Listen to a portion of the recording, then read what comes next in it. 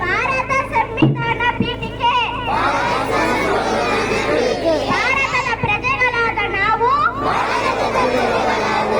ಭಾರತವನ್ನು ಸಾರ್ವಭೌಮ ಸಮಾಜವಾದಿ ಜಾತ್ಯತೀತ ಪ್ರಜಾಸತ್ತಾತ್ಮಕ ಗಣರಾಜ್ಯವನ್ನಾಗಿ ರೂಪಿಸುವುದಕ್ಕಾಗಿ ಭಾರತದ ಎಲ್ಲ ಪ್ರಜೆಗಳಿಗೆ ಸಾಮಾಜಿಕ ಆರ್ಥಿಕ ಮತ್ತು ರಾಜಕೀಯ ನ್ಯಾಯವನ್ನು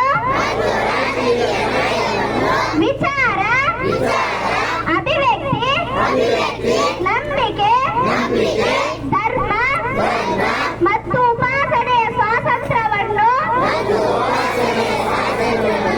ಸ್ಥಾನಮಾನ ಮತ್ತು ಅವಕಾಶಗಳ ಸಮತೆಯನ್ನು ದೊರೆಯುವಂತೆ ಮಾಡುವುದಕ್ಕಾಗಿ ವ್ಯಕ್ತಿ ಗೌರವ ದೇಶದ ಏಕತೆ ಮತ್ತು